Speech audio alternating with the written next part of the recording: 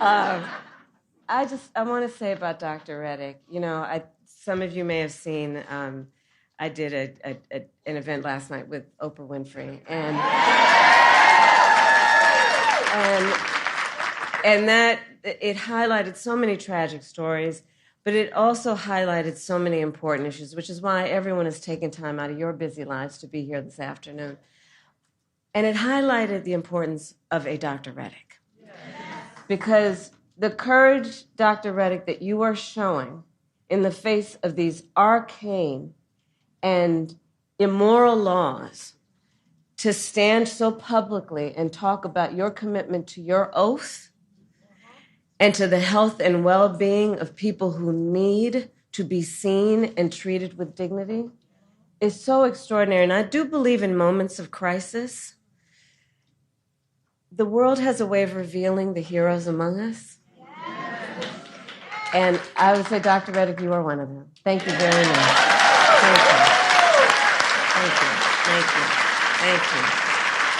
And thank you to all of the elected and community leaders who have joined us today. Thank you, everybody who is here. So, Georgia, this election right here is a fight for the future. It is a fight for the future, and it is a fight for freedom. For freedom. And we know in America, freedom is not to be given. It is not to be bestowed. It is ours by right. It is ours by right. And that includes the fundamental freedom of a woman to be able to make decisions about her own body and not have her government telling her what to do. Yes, we must trust women. And we all know how we got here. When Donald Trump was president, he hand-selected 3 members of the United States Supreme Court, the Court of Thurgood and RBG, with the intention that they would overturn the protections of Roe v. Wade. And as he intended, they did. And now more than 20 states have Trump abortion bans. Extremists that have passed laws that criminalize healthcare providers, doctors and nurses, and punish women. In 2 states of those states, they provide for prison for life. Prison for life for healthcare providers for simply providing reproductive care, the care they so earnestly and rightly believe must be delivered. All Trump abortion bans. And think about this. Many of these bans make no exception even for rape and incest. Now, many of you know I started my career as a prosecutor, specializing in crimes of violence against women and children. What many of you may not know is why. So when I was in high school, my best friend, I learned, was being molested by her stepfather. And I said to her, look, you got to come and stay with us. I called my mother. She said, of course she does. And she came and she stayed with us. And so I made the decision early in my life that I wanted to do the work that was about protecting the most vulnerable among us and doing the work that was about giving them dignity in the process. And so, thank everybody here for being here, standing in solidarity around the importance of that. And so I say to you then, from that experience and from the work that I've done, the idea that someone who survives a crime of violence to their body, a violation of their body, would not have the right to make a decision about what happens to their body next, that's immoral. That's immoral. And let us agree, and I know we do, one does not have to abandon their faith or deeply held beliefs to agree the government should not be telling her what to do. If she chooses, she will talk with her pastor, her priest, her rabbi, her imam. But it should not be the government or Donald Trump telling her what to do with her body. And think about it. The stories that Dr. Reddick shares with us, the stories we heard last night, the stories we've been hearing for 2 years. 1 in 3 women in America lives in a state with a Trump abortion ban. This includes Georgia and every state in the South except Virginia. Think about that when you also combine that with what we know has been longstanding neglect around an issue like maternal mortality. Think about that when you compound that with what has been longstanding neglect of women in communities with a lack of the adequate resources they need for health care, prenatal, during their pregnancy, postpartum. Think about that. And these hypocrites want to start talking about this is in the best interest of women and children. Well, where you been? Where you been when it comes to taking care of the women and children of America? Where you been? How dare they?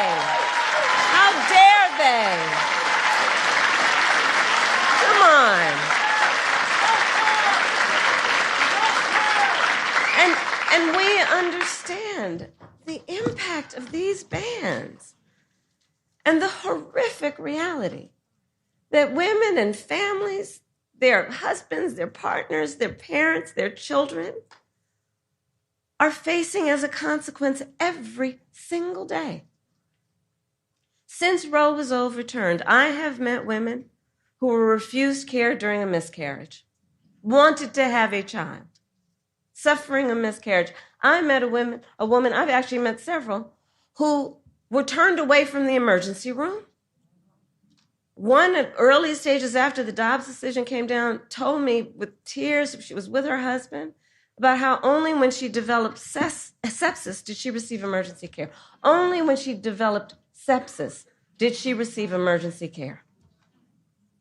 And now we know that at least 2 women, and those are only the stories we know, here in the state of Georgia, died because of a Trump abortion ban. One, and we heard about her story last night, a vibrant 28-year-old young woman. She was ambitious. You know, I talked with her mother and her sisters about her, and they described such an extraordinary life of a person. She was excited. She was working hard. She was a medical assistant.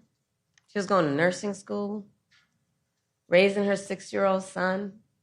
She was really proud that she had finally worked so hard that she gained the independence.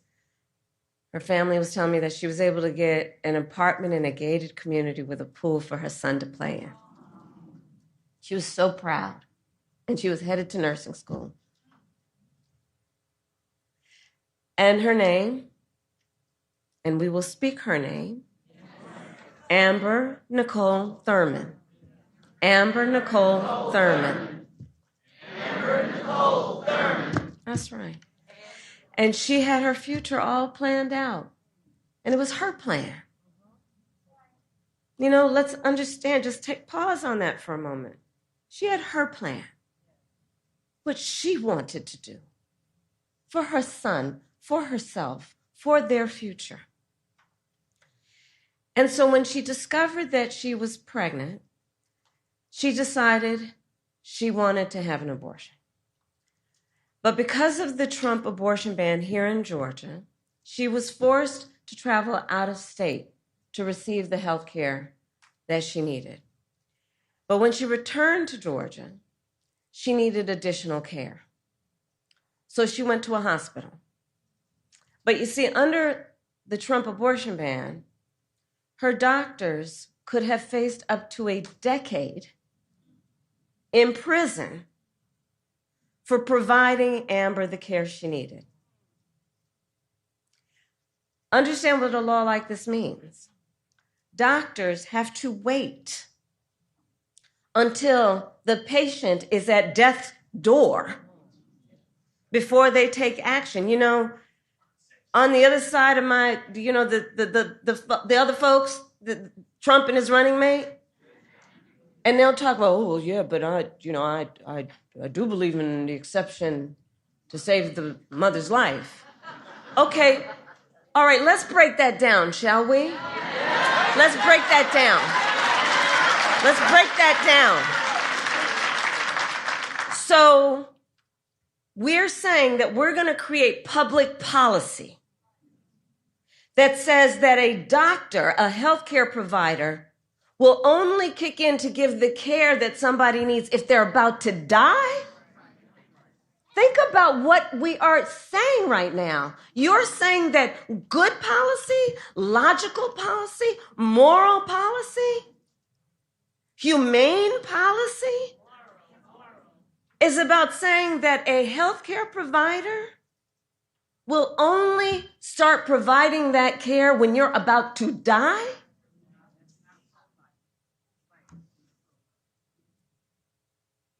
And so Amber waited 20 hours. 20 hours. Excruciating hours.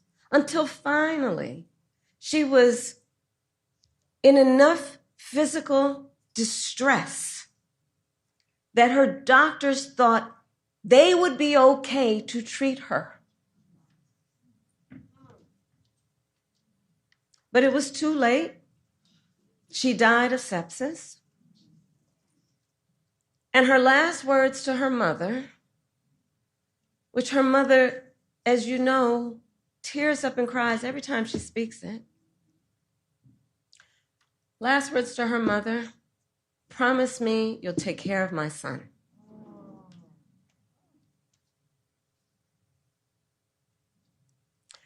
So I met last night and I spent time with Amber's mother and her sisters, and they spoke about Amber, a daughter, a sister, a mother, with the deep love that you can imagine, and how terribly they miss her. And their pain is heartbreaking. It's heartbreaking. Amber's mother, Shanette, told me that the word preventable is over and over again in her head when she learned about how her child died. The word preventable. She can't stop thinking about the word that they spoke to her. It was preventable. Because you see, medical experts have now determined that Amber's death was preventable. And through the pain and the grief of her mother, who courageously told her story, I promised her, as she has asked, that we will make sure Amber is not just remembered as a statistic. That she will not just be remembered as a statistic. So that people will know she was a mother and a daughter and a sister, and that she was loved, and that she should be alive today. And that she should be alive today. And many of us remember, there's so many leaders here, from 2 years ago when the Dobbs decision came down. We knew this could happen. There is a word preventable, and there is another word, predictable.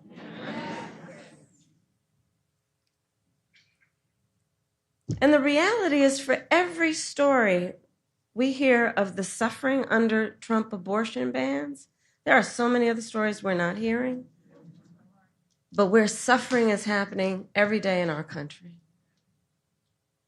An untold number of people suffering. Women who are also being made to feel as though they did something wrong. The judgment factor here is outrageous. Being made as though to feel as though they are criminals, as though they are alone. So to those women, to those families, I say on behalf of what I believe we all say, we see you and you are not alone, and we are all here standing with you. Standing with you. You are not alone. You are not alone.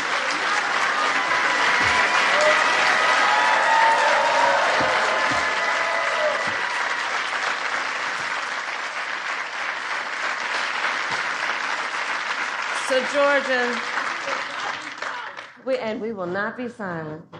And we will not be silent. But this is a healthcare crisis. This is a healthcare crisis, and Donald Trump is the architect of this crisis. He brags about overturning Roe v. Wade. In his own words, quote, "I did it and I'm proud to have done it," he says. He is proud that women are dying, proud that doctors and nurses could be thrown in prison for administering care, proud that young women today have fewer rights than their mothers and grandmothers. How dare he? How dare he? And in our debate last week, well,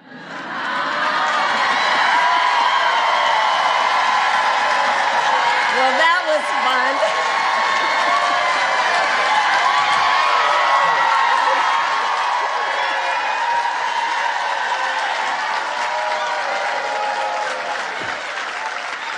And I know everyone here paid attention to the words, though. The words, right? I'm trying to get another debate. We'll see. But in our debate last week, remember when he said everyone wanted Roe v. Wade to be overturned?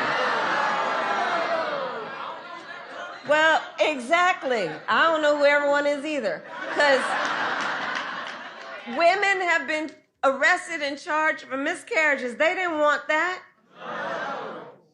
I was speaking with a physician who is here, who has in her professional experience been administering care to girls. And what we know is that 12 and 13-year-old survivors of assault are being forced to carry a pregnancy to term. They didn't want this. No. And couples just trying to grow their family being cut off in the middle of IVF treatments, they didn't want this. No. And on that last point, you probably saw this week for the second time, Republicans in the United States Senate blocked a bill that would protect access to IVF treatment. Now consider, among the multitude of ironies, the fact that on the one hand, these extremists want to tell women they don't have the freedom to end an unwanted pregnancy. And on the other hand, these extremists are telling women and their partners they don't have the freedom to start a family. Okay. And they want to restrict access to contraception as well. And now Donald Trump says that he would personally cast his vote in Florida, which is where he now lives, to support their extreme abortion ban, just like the one that is here in Georgia. And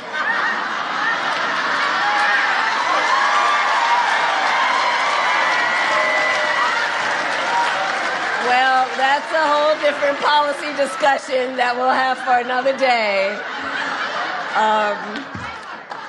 But let's understand, if he is elected again as president, Donald Trump will go further. But we know what we're up against, and we must speak of the stakes. We must remind, everybody here knows, but we got to remind our friends, our neighbors, our coworkers, the stakes are so high. Because if he is elected again, I am certain he will sign a national abortion ban, which would outlaw abortion in every single state. And he would create a national anti-abortion coordinator. Look at Project 2025. And force states to report on women's miscarriages and abortions. It's right there. I can't believe they put that Project 2025 in writing. They literally put it in writing. They bound it. They handed it out. I mean, they are simply out of their minds.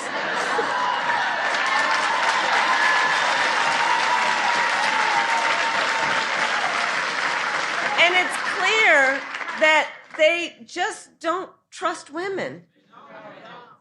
Well, we trust women. We trust women. And like Dr. Reddick said, when Congress passes a bill to restore reproductive freedoms, as President of the United States, I will so proudly sign it into law. I will so proudly sign it into law. Proudly sign it into law. So, 46 days to go. And let us remember that momentum on this and so many issues, momentum is on our side. Let's remember, since Roe was overturned, every time reproductive freedom has been on the ballot, from Kansas to California to Kentucky, in Michigan, Montana, Vermont, and Ohio, the people of America have voted for freedom. The people of America have voted for freedom. And not just by a little, but by overwhelming margins, from so-called red states to so-called blue states, providing and making clear also, this is not a partisan issue. This is not a partisan issue. And it is proving that the voice of the people has been heard and will be heard again. And will be heard again. So, 46 days to go in probably the most consequential election of our lifetimes. And with that, then, today I ask Georgia, are you ready to make your voices heard? Do we trust women? Do we believe in reproductive freedom? Do we believe in the promise of